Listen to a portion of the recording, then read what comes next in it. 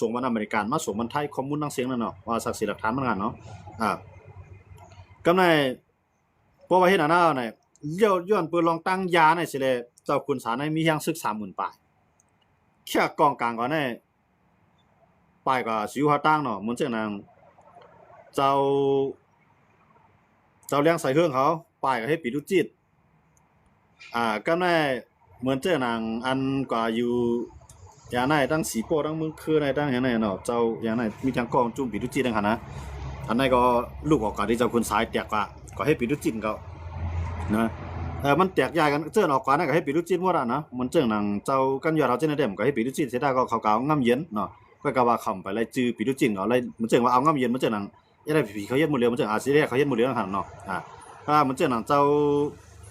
อย่างไหนผมม่วนผมม่วนในตั้งย่านในขนาดนะผมม่วนตั้งย่านในก็เป็นลูกน้องเจ้าคุณสายของเราเมืองตั้งขนาดนะมันก็เขาจะได้ว่าเจ้าคุณสายแค่ปุ๊บเนี่ยเขาจะได้ก็แค่จะมาเนาะเขายิบกองอยู่ไว้เฮ็ดปิดดุจิตเนาะแต่คุณสายได้ว่าแค่ปุ๊บเนี่ยก็มันเฮ็ดปิดดุจิตแล้วมันก็เลี้ยงหมดแล้วก็ในมันจะซื้อของย่อมแค่ในก็จะซื้อกับลูกพื้นเป็นซื้อลูกพื้นอยู่ในเถื่อนเนาะให้ว่าตับซึกได้ว่ามันก่อยันเบอร์สังหลาเนี่ยมันก่อยันเปื่อว่ายาใกล้ขนาดนั้นนะก่อยันเปื่อเราตั้งพิษยางปู้ใส่บ้านเฮาก็ต่อสู้เต้ๆกับแล้วก็ในไทยของพัดเฮาๆน่ะนะอยู่จำไทยยื้อเที่ยงนะที่ไหนแต่ซุ่มกะคั่นเนาะมือปานคุณสาเนาะมือปานคุณสาแต่ก่อยันเปื่อยากำในมือปานปาดีไม่สูงซึ่งใต้ก็ได้ก่อยันเบอร์1ในยา2ในแกงคอลเซ็นเตอร์เฮาข้ามใครมันไปขึ้นห้อยเก่าอ่ะนะอย่าไปวนว่ามันเกี่ยวสังสุรงการเมืองสู่อยู่เมืองไทยบ่เนาะเฮาอยู่เมืองใต้เนี่ยอย่าไปวนนะครับนะในเมืองใต้เนี่ยสู่เจ้าเก็บขอนสู่เจ้าน้ำดีเผาขายสู่เจ้าเก็บซึกมันเอาที่เปื้อนมันเป็นคนเมืองใต้แกย้อนบ่จังนั้นแหละมันเกี่ยวข้องจอมกวนใต้ว่าครับกูดีกูเกาะคั่นเนาะย้อนบ่จังนั้นแหละว่าก็ในพวกมันว่าปฏิมาสูงจึงได้กล้ายาเลี้ยงไว้แกล้งคอลเซ็นเตอร์ก็ในพวกมันก็ยื้อในสู่เจ้าเด่มพัดยื้อมาเนาะก็แม่สู่เจ้าได้ปลายย้อนบ่สู่เจ้ามีตั้งผิดข้อหาแน่นะบ่ได้ขึ้นยื้อมันปุ๊บเนี่ยมันเตลาดว่าสู่ในมีแกล้งคอสิในเลี้ยงไว้แกล้งคอลเซ็นเตอร์เฮาได้มาเพียวยามันเดี๋ยวลองในสิได้โป้ใส่ปฏิมาสูงจึงได้ดับซึกจึงได้ว่าขาดสิเลยเฮ็ดให้มานั้นมีสิรินาตายกำลืนสุดมาเนี่ยอำพัดต่อสู้มาในย้อนเบิ่งบ่ต่อสู้มันปุ๊บมันได้ว่าสู่กายาขายผีเนาะเฮามาเพียวยาสู่เนี่ยเฮามาเพียวแกล้งคอลเซ็นเตอร์ในนานตีสู่เนี่ยเลือเสื่อมพัดต่อสู้มาเนาะก็แน่ตีจังเป็นเครื่องมือมันนะตีจังเป็นเครื่องมือมันเพราะว่าสุ่มมาเป็นเครื่องมือเฮาได้ปล่อยข่าวลองสู่กายาเฮาได้ปล่อยข่าวว่าสู่เลี้ยงไว้แกล้งคอลเซ็นเตอร์พวกมันเอาลองได้หลอกมาปุ๊บเนี่ยกำลืนสุดมาซึกใต้เฮาเจออันไรผาดปอยันมีผาดปียันน้อยซ่องอยู่ในเถือนในป่าเลยก็เหตุการณ์บ้านๆขึ้นค่ะกำนั้นนะเที่ยงไรข่าวว่านั่นน่ะมันจะเขาอยู่ในแดงที่ง่ายๆมันน่ะมันจะหนังเจ้าคิดดูมือเดจ้าลูกเพื่อนซึกมาในมือเดจ้า PDF เขาเกิดขึ้นในเขาพร้อมมันหมดครับคนในเมืองยางนะอำว่าจะเป็น DKPA เนี่ยอำว่าจะเป็น KNLA KNU เนี่ยอำว่าจะเป็น KNU KNBC เนี่ยอำว่าจะเป็น PDF เนี่ยอำว่าจะเป็น DKPA อำว่าจะเป็น PGF เขามาโหมันหมดแล้วครับนะก็ได้เขามาโหมันหมดแล้วเนี่ยมันทำหูตีอ่อนๆของย่างเขาจังซั่นล่ะเนี่ย DKPA เนี่ยกล้ายาน่ะ PGF เนี่ยกล้ายาน่ะยาวก่อนเลี้ยงไว้แกล้งคอลเซ็นเตอร์น่ะคือ2จุ่มเนี่ยเพราะว่าคือมาอยู่ภายเก่าลองกล้ายาลองแกล้งคอลเซ็นเตอร์นั่นก็เดียมรัดป้าก็เดี๋ยวลองต้านให้เสร็จแล้วโป้บันเขียนอยู่เขียนเอาไว้เจิ้นต่อสู้ต่อซึกมาในนี่บ่สู่จ้อยเขาตั้งผิดในเขื่อมยาข้อกล่าวหาในเขื่อมเมียกำลืนสุดมาในตีคีปีและจ้อยซึกมันยื้อขึ้นย่างเผือกค่ะย่างเผือกหนังกันใจน่ะย่างพุทธะและล่างย่างคริยานั่นคั่นเนาะขา2จุ่มเลยมันขึ้นครับแม่PGF นี่ก็ย้อนเบ่เขียนอยู่เขาหันว่าเฮาย่างพร้อมมันหมดแล้วปันเจ้าคิดตู่เขาในอุเปิงก็แลเวียงแม่ว่าตีเนาะตั้งเจ้าคิดตู่ตั้ง TKPA เขาโคมาในอันอุเปิงก็ได้มานะว่าบ่ว่าสู่ส่งบันเครื่องกองกลางเฮาขึ้นบ่ว่าสู่จุกอยู่ภายเฮาเดี๋ยวเครื่องบินมายื้อไปตีอยู่ซูในขณะมันน่ะก็ใน2จุ่มในฮัดตึกมันคั่นน่ะ DKP ก็ฮัดตึกมัน PGF ก็ฮัดตึกมันตอนนั้นที่เขาตกลงบ่ดอกย่างเนี่ยปีนี้มาก็เฮาพร้อมกันเนาะโคเหมือนตึกพวกมาในกำไรจุดอ่อนมันเนาะคั่นเนาะกำไรที่อ่อนๆมันเนาะมานะเพื่อเพราะว่าสู่มาจอยเขาเพิ่มจุกอยู่ภายเฮาในเฮาที่เอาข้อมูลศักดิ์สิทธิ์หลักฐานในยืนบันตั้งแต่มันตกมันจะอเมริกันเขาออกมาปิกไว้เนาะเฮาว่าคอมบาทนั่นเนาะปิกไว้เจ้าคิดดูเขายาวก็ DKP เขานั่นนะปันเข้าเมืองอเมริกันว่าจะเป็นลูกหลานเครือข่ายของ เจ้าคิดดูก็เครือข่ายของ TKBA เขาเนี่ยมันเข้ายุโรปมันเข้าอเมริกันเยี่ยมฮะลูกดีไรมาเนี่ยมันเปลี่ยนมาแนวปานได้ขนาดก็ในอเมริกันเขาเตี้ยตั้งๆก็ในไทยก็ตีออกมายอบเจ้าคิดดูเนาะยืนต่างในสภาให้ออกมายอบเจ้าคิดดูว่าเป็นภายสันคัดของคุณร่วมรังสีมันร่วมนะครับนะให้ยอบเจ้าคิดดูก็คือว่าในสภานั้นมันผ่านเนาะผ่านในสภาก็ในเมื่อในสภามักมันก็เขาก็จะออกมายอบเนาะเมื่อจ้าในภายสันคัดในเขาตกย้อนให้ออกมายอบเจ้าคิดดูฮะเนาะว่าเจ้าคิดดูนั้นมันอยู่จับเดือนลินไทยเขาดูก็ในเขาออกมาเขาอ่านออกมายอบมันก็ในด้านอเมริกันเตี้ยมากในไทยเตี้ยมากในเจ้าคิดดูเขาเจ้าซ่านออกเขาดีเคบีเขาเนี่ยจังกวางแล้วครับเนี่ยเขาขึ้นกับอยู่ภายมันขึ้นในก็ในว่าเขาขึ้นอยู่ภายมันปุ๊บในถามว่าเขารอดอยู่5เขาอยู่ภายมันแล้วในเหมือนเจ้านางสื่อก็กวนเจ้าคิดตู่เขาอยู่อันเจ้าคิดตู่เขาอยู่นั่นก็มันก็มามังอยู่ดีครับก็กับมามังตัวเขามอกนั่นไงเหมือนเจ้านั่นที่อยู่แก่งเขาเซ็นเตอร์ว่าเฮือนเตียวเตียกว่าว่า7 8จั่นว่าเนี่ยมันมามังแล้วหมดครับนะมังแล้วหมดเลยก็ว่าเอาขี่เขามาเอาไทยเขามา3ผายโฮมกันผิวแก่งเขาเซ็นเตอร์เนี่ยมันไรหน้าไรตากับเตรียมครับแถมไรเงินตั้งนำตั้งหลายครับนะเงินแก่งเขาเซ็นเตอร์คำตั้งเอากว่าไรนั่นนะมันไรทั้ง2ตั้งแทงตั้งหนึ่งในไรสิเลนาตาแทงตั้งหนึ่งในไรเฮ็ดไรย่างเขาหนังกันแตกกันแทงตั้งหนึ่งก็ไรเงินแก่งเขาเซ็นเตอร์ใช่ไหมในขณะเพื่อนเอาตั้งพิษในเพื่อนมาในมันหูตั้งพิษแล้วนะก้อยการมันตัดอย่างเงี้ยเพราะวันมื้อนั้นมันหลูให้มีตั้งพิษไว้นำก่อนมือเลี้ยวในปฏิมาจึงใต้เขาก็กะไรนั่นเนาะนะเพราะว่าเขาจะอำนาจเฮ็ดอำนาจสร้างอำนาจเพียวนะในนาทีเขาเนี่ยเขาหลูให้มันต่อมสร้างมานวันนี้เอาค่ะเนี่ยนะกูว่าในมันนี่ว่ามันนี่ปฏิมาจึงใต้เลยของเสียวขึ้นจึงได้เนี่ยย้อนเปิดคือ2จุ่มในเฮ็ดให้กวนเมืองเขียนในมาอยู่เมืองเฮานำหนาอันนั้นเป็นมีหนองแหลมก็ลาดครับนะผมเชื่อว่าสิได้กะมามันจะปฏิมาจึงได้มามันจะเขียนเนี่ยก้อยกะย้อนเปิดจุ่มยิบกองกลางเจ้าคือเล็กๆลอกๆเส้นนั้นออกมาพุดก่อนกันมีเฮียงขึ้นไม้ต่อสู้ซึกมันก็ในมันก็จังไรหาลอกไล่กึดปังตึกต่อใต้ยาก็ตึกไปต่างเจ้าคือเจือนเล็กๆก็ถามว่ามันตึกไรฮะตึกไรครับก็ในเจือนเล็กๆเส้นนั้นเหมือนจะหนังเก้าก้างเขาต่างจุ่มเขาซ้ำเอาแกงเขาเซ็นเตอร์เอาขี่เข้ามาน่ะพวกขี่เข้ามาปุ๊บเนี่ยก็ในอยู่จำอยู่จำเมืองเข็มป้อใจขี่ลืบพวกขี่ลืบปุ๊บเนี่ยลันมาจุดใต้น่ะก็นะลันมาจุดใต้เนี่ยเจ้าละมังเนี่ยเป็นปิตุจิตเนาะเจ้าละมังเนี่ยเป็นก้นก่อข่มลมแกงเขาเซ็นเตอร์ไม่ได้จ้ามันค่ะเนาะกำเรื่องสุดมาเนี่ยมันมาลามถึงปิตุจิตเจ้าแนวขนาดนะปิตุจิตเจ้าแนวตั้งเจ้าเปียดเขาเจ้าอย่างไรอยู่จับจุ่มเจ้าเปียดที่ไร้คาในค่ะเนาะเจ้าต้นหน้าเขาเจ้าแนวไหลส่งก้นผมรวมจ้อยขนาดก็เนี่ยก็ในมี3พายนะที่ผมรวมนะปฏิมาซึ่งใต้ก็ในอยู่ WA ก็ในปิตุจิตเจ้าเปียดใน3พายพวกมือกันในผมรวมแกงเขาเซ็นเตอร์ที่ไร้คาในค่ะนะมือจ้าในอยู่ไว้จับวันปังกันแล้วก็ในเขามาลืบนะมันมาลืบเพราะว่าพวกมันมาในมีแผลหาพ้องเอาพวกหาพ้องปุ๊บในมันได้หายบ้าเขานะก็ในแกงของเซ็นเตอร์ก็ไปในก้นเมืองก็เนี่ยก็เอาคู่เฮือนเพิ่นหวานเนาะบางก็อะไรน้ำมันบางก็อะไรค่ำค่ะนะอะไรมากคู่ของตั้งหลายก็ในเขาปลายมือกว่าทั้งเมืองกึ่งเมืองกึ่งมีไผห่มร่มล่ะในเตมีอยู่เด้อตั้งปฏิมาซึ่งได้ส่งก้นห่มร่มไปแทงนะที่เมืองกึ่งในที่เมืองขุนเมื่ออยู่ไว้ดีนั่นแทงนะเมื่ออยู่ไว้ละลายเตียก็ในจอมปอดสายวันม่วงว่าสังว่าจังได๋เมื่ออยู่ในที่เป็นปอดสายเมืองกึ่งเนาะมันเป็นนี่จับเรียนดินเมืองใต้เมืองใต้ทั้ง2อันเนาะใจได้เนาะเมืองเกซีได้เวียงเกซีได้เวียงเมืองกึ่งมันเป็นเรียนนี่จับมันเรียนดินทั้ง2จีเวียงมาติดกันนะฮะเนาะเมื่ออยู่ทั้งนั้นตรงว่ามื้อนั้นแก๊งคอลเซ็นเตอร์นั่นมันอยู่ในนาทีปฏิมาซึ่งได้ในนำแห่งไหนนะเพราะเขาจำ priority ในชื่อเลยมันอยู่ในนำล่ะในปฏิมาซึ่งได้เขาก็ยอมรับนะเขาก็ลาดว่าเข้าลาดมาหลายปอกเฮ็ดดิคุณผายลายก้ามภายในเดือนนั้นวันไหนให้ออนกันอย่าไปเกี่ยวข้องแก๊งคอลเซ็นเตอร์เพราะว่าเฮาฮู้ว่าก็หลายภูมิจันทร์ก็หลายก็เกี่ยวข้องเนี่ยเฮาเดี๋ยวตั้งพี่นักนาเนี่ยต่อถึงวันเมื่อไหร่จังปฏิมาซึ่งได้เอาอะไรสิก็ครับพวกใครพวกปฏิมาซึ่งได้ใครฮู้ก้นลงปฏิมาซึ่งได้ใครฮู้พวกอันเพียวแก๊งคอลเซ็นเตอร์เด้ๆกับสิมาค่าเขาเลยขาดลาดในบ้านมันแทงกันนะยาวก็ลาดในเอืองมันลาดในบ้านมันแทงนะเพราะว่าใครเพียวเด้ๆค่ะนะเขาขาฮู้ตีมันอย่างบ่จังนั้นนะให้เพียวเด้ๆนะคือเจ้าอย่าไปเอาหน้าเอาตาว่าเฮาได้เพียวให้หมดภายในเดือนนั้นภายในวันไหนอย่าไปเอาเตรียมในหมังจีกนะให้สู่เจ้าเพียวเด้ๆมื้อนั้นกองกลางมีในมือสู่เจ้าเต็มทนอย่าไปทางใหญ่ว่าเพราะเลี้ยงไว้แก๊งคอลเซ็นเตอร์นั่นเพราะเลี้ยงไว้แก๊งคอลเซ็นเตอร์นั่นเฮาได้รายเงินพวกเฮาเฮ็ดเอาเปิ้นเฮ็ดดอกแล้วปีนี้มีแนวปังไว้บ่นั่นน่ะสิได้ก็มือกูปอกยามวนจังไหนนะกวนสิได้บางจุ่ม มังนาตีมังปืนตีนะก้อยกาตั้งเหนือเนี่ยย่อมปันนาละเนาะอาซิเดียนเนี่ยมันเจิงจะซื้อย่อมปันนาละเพราะว่าก็อะไรเกี่ยวข้องเนี่ยขึ้นปันนาละ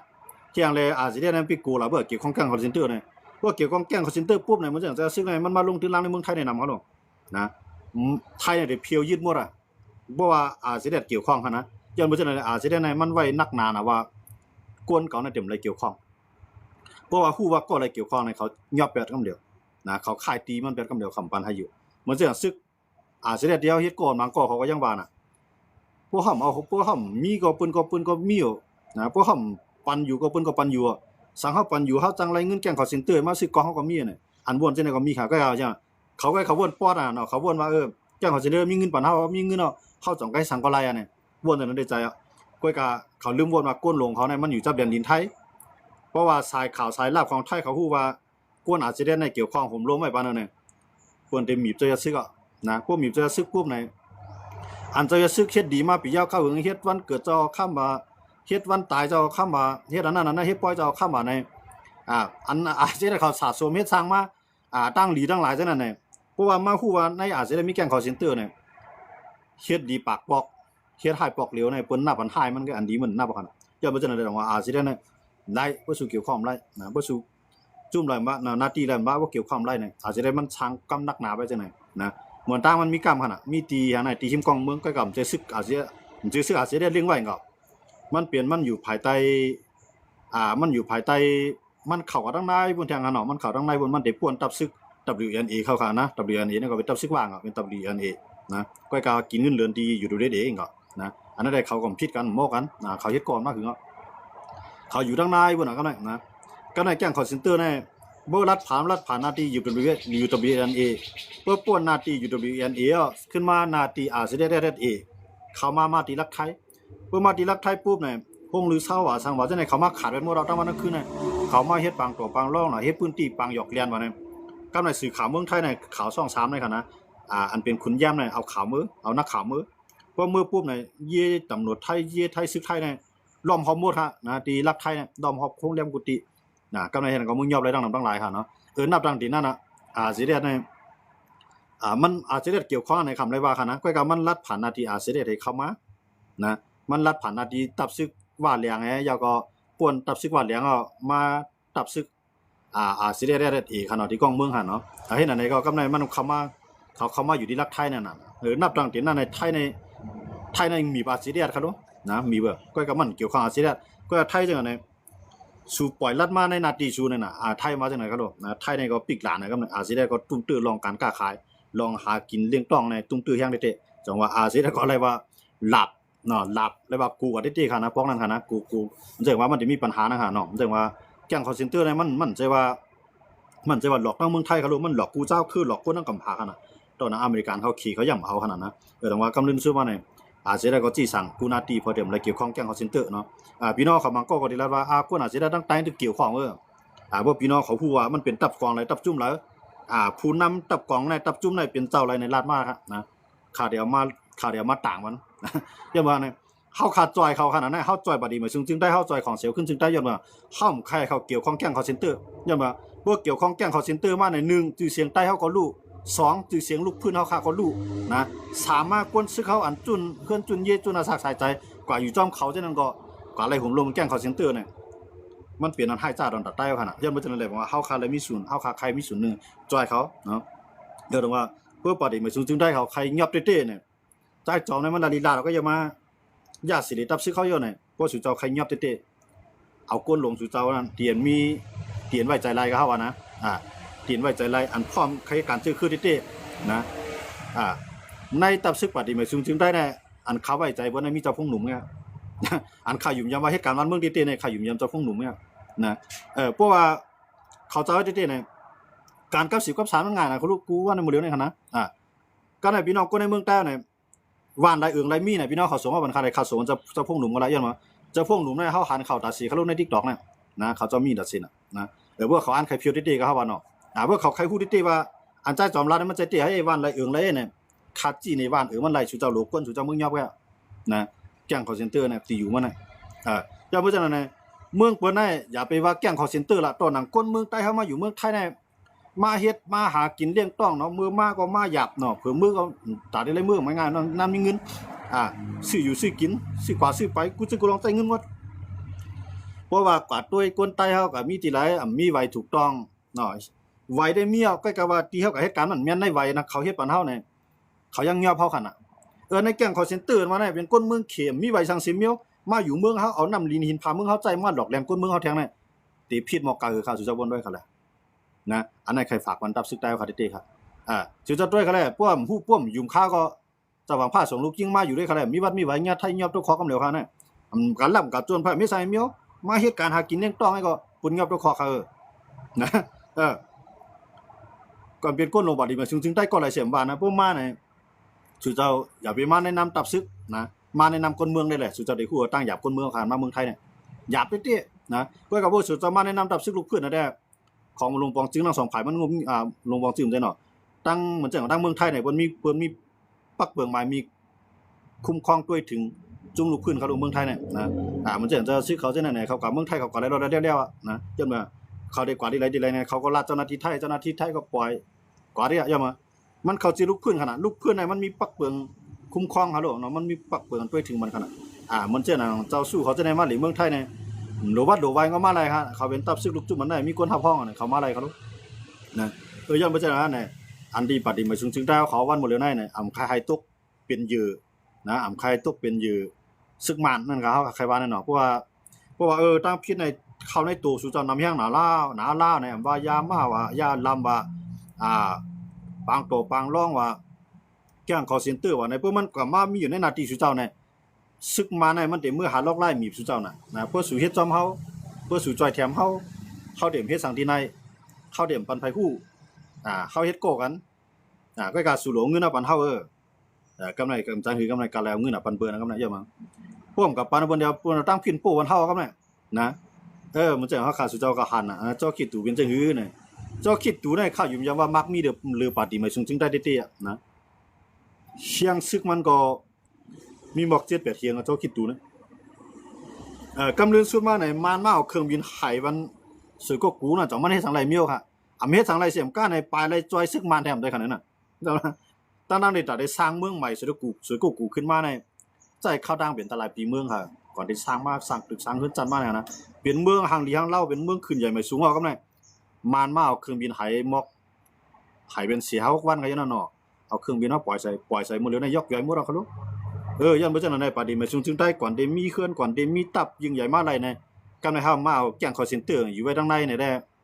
ปานเอาตัวเอาทั้งซ่านั่นขนาดเฮาขามใครมันเปลี่ยนจังนั้นนะครับเนาะยันบ่จังนั้นเนี่ยได้เฮาค่าใครฝากวันตับซึกได้เฮาค่าเฮาค่าใครฝากวันตับซึกได้เฮาค่าอย่าไปให้เปิ้นเอาอาเปียตั้งพี่ในปู่วันเฮาขึ้นเนี่ยก็อย่าก็ใจเฮาใจกินเฮาเรียนนะครับเนาะกวนไหนมันมีตั้งพิษเนี่ยกวนมีตั้งพิษอ่ะไหนมันก็กะไรเฮ็ดจอมเปิ้นนั่นหั่นเนาะเพราะมันมีตั้งพิษอ่ะเปิ้นเฮ็ดจอมเปิ้นเปิ้นได้หาเงินหาลายมันได้มั้งหั่นเนาะอย่าบ่จังได๋เพราะว่ามันซื้อโยมันเฮ็ดจื้อใจมันเมียเนาะต่อให้เปิ้นหาตั้งพิษมันก็จังหาสังมันเขาลูกนะมันมาตึกเฮาตึกมันมันจังซึกใต้มันเลยก็ซึกใต้ก็มันใจเนาะมื้อเลยมันตึกเป็นพ่องขายามเตียนซึกใต้เฮาหลมีเชียงกูภายๆกันเนาะว่าโคเขียวว่าโคลายเนาะเตี้ยๆมันได้มันเป็นมันอยู่ที่ซื้อโคใกล้ๆกับว่าน้ำใจใต้แล้วมันเป็นดูได้เป็นอันเดียวไงใกล้ๆเฮาอย่าไปอะไรมากกว่าหยังเบิ่นม่านหุ่มใจเขาหรอกม่านมันมีเหล่าเทียมไว้ดังกลางหาวว่าปืนตีไรผูกยาเนี่ยมันปล่อยเข้ากันใน Google นี่ก็มันฮู้ว่าปืนตีไรผูกยาในมื้อเลยในสวนยางในนำเตี้ยๆในเมืองใต้เนี่ยนะอันนั้นได้เฮาก็เลยว่าทั้งคนเมืองของคนเมืองก็ซ้ํมีหลายๆสังคโลเนาะมียาให้เขาแหลนหลายๆลีนะการผูกยาในเมืองที่ผูกยาเนี่ยถามว่ามันตื้นเป็นเมืองขึ้นใหญ่แล้วยันบ่ซั่นมันผูกเอากำไรคนมาซื้อมันขึ้นเอาขายมันภายหลังใน1มันขายบรรลาปาน2มาขึ้นขายมันคนในเมืองคั่นน่ะนะก็ขายคนในเมืองเนี่ยเพราะว่าเคลื่อนไหลจับยาวเนี่ยก้นก่อนจับยากว่านั้นมันเต็มก็กินก้อนเหลียวมันค่ะนะก้นกินยาเนี่ยเต็มกินก้อนเหลียวย้อนเบิ่งมันก็มีโก้เขาโลนะเมื่อจามได้นอกเลยบ่อย่าเมื่อเจ็บก็บ่อย่าเมื่อหงางก็บ่อย่าเมื่อคัดก็เนี่ยบ่หูเมื่อคืนก็บ่หูเมื่อไข้ก็เนี่ยเมื่อจามได้ตื่นหายอันไหนบ่มีไออันไหนขี้มุกทั่วไหนหายวันใส่เปลี่ยน2เปลี่ยนนอก2นอกเนี่ยหายก็ได้เห็นอันไหนก็ฮ้องกันกินเอาจับก็เนี่ยบ่จับว่าก็นั่นแหละเจ้ายาก็ขึ้นไหลขายยาขึ้นน่ะก็นั่นกินก็กินขายก็ขายมันแห้งลูกกวนไข่กวนกินยาในมันช่วยเหตุการณ์เนาะมันช่วยเหตุการณ์ก็มันก็ได้ก็ซื้อมากินแล้วก็ซื้อมาขาย พอมันเลี้ยงหลายก้นหลายก็มักจอมมันเนาะก้นหลายๆก็มักจอมมันก็ได้ขายยามันจังว่ามีลูกค้านำมาแทงนั่นค่ะเนาะมีคนมาซื้อยามาแทงมันเลี้ยงไว้ไอ้นั่นก็มักยาวะไอ้นั่นก็มักยาไอ้นั่นก็มักยาก้นก่อนมักยานั่นมันไปฮัดกว่าสู่ที่ก้นดังก็มันได้ขึ้นมาสู่ขึ้นที่ก่อนมันยามากินก็ย้อนว่ามันกูเป็นหู้นะมันไปมักเตโลกูมีมันหู้เนี่ยกูลูกมันหู้เนี่ยกูก้นในขึ้นมันหู้เนี่ยมันได้ซอดแซ่บบ่แม่นมาขึ้นอันนี้เด้อใครก้นดังก็หู้ก็ไหนว่ามันจับเตมักเตมีเปียงอ่ะเนี่ยมื้อนั้นได้มีลาดก่อมไรลูกลาดก่อมไรไผลาดก่อมไรเอาเปียงตำไว้ในเฮือนนี่ก็สู่คอเอากำนั้นเนี่ยนะพอถึงวันนั้นมาน่ะได้มีมาลาดก็ไผว่ามีลูกมาลาดก็หลาบ้านลูกนะมันมักเตมันปีแล้วโลนะมันเข้าเส้นเลือดมันก็เอาน่ะเพราะฉะนั้นก็ไหนมันก็ได้ก็คุยกวนมันแทงเขาโหขึ้นโหไข่เขาล้มเหลือล้มไม้ในก็เหตุการณ์มาเอาเจ็บเอาขึ้นมามันมาจามได้เปลี่ยนได้หายได้นอกเลยมันยุ่มก็หายอันนั้นก็มากินแทงตั้งในก็คุยกวนมามักจอมันแทงก็อันก็มักอันนั้นก็ขึ้นคุยกวนมามักจอมันน่ะใส่มาได้ด้วยเขาได้เจ้ายาได้เจ้ายามแต่คนกินยาได้เพราะว่ามันมีคนกินยาใหญ่ๆ2-3ก้อนน่ะใครจับกันก็ทั้งบ้านนะจามเลยครับพวกวันเรียกๆในจังได๋ใครก็ทั้งบ้านยามเมืองมันชวนกันได้มันคุยกันได้กำไรยาอันว่าไหนมันเข้าในเส้นเลือดเข้าในออกนะเขาว่าในลูกเมืองกวนในลูกโครงกลางนี่อันสุญาลำนี่เกี่ยวเลยบนงวดเขาว่าในลุงฟ้านะอันสุญาลำมือพ่องดึกไหลสูนั้นเกี่ยวเลยบนบ่ได้เขาว่าก็ข้าวกับยำสุได้ป้องกับนะเขาว่าตั้งเกี่ยวนะมีดีนั่นก้อยนี่ครับเขาว่าเนาะสองไรว่ากวนในอ่อนกันมากนะกวนเมืองไทยบ่ฮ้องว่ายาเสพติดเนี่ยจังได๋ว่าเสพติดนี่เนาะบอกว่ายาอันเฮากินมันจังจับเปลี่ยนนั่นขนาดความนั่นเนาะจับเปลี่ยนในบ่ตายเอาได้จับเปลี่ยนในความตายจังเปลี่ยนในมันจังว่ามาใส่ตีปลายเล็กแช่นอันนี้ก็บีบมาพวกนี้ปุ้งพวกนี้จี้ในพวกลำได้ขนาดนะบางก็เอานิ้วกลางในบีบบางก็นิ้วจี้ในบีบไว้ในหายไปในมือเขาพวกลำก็ง่อมได้ขนาด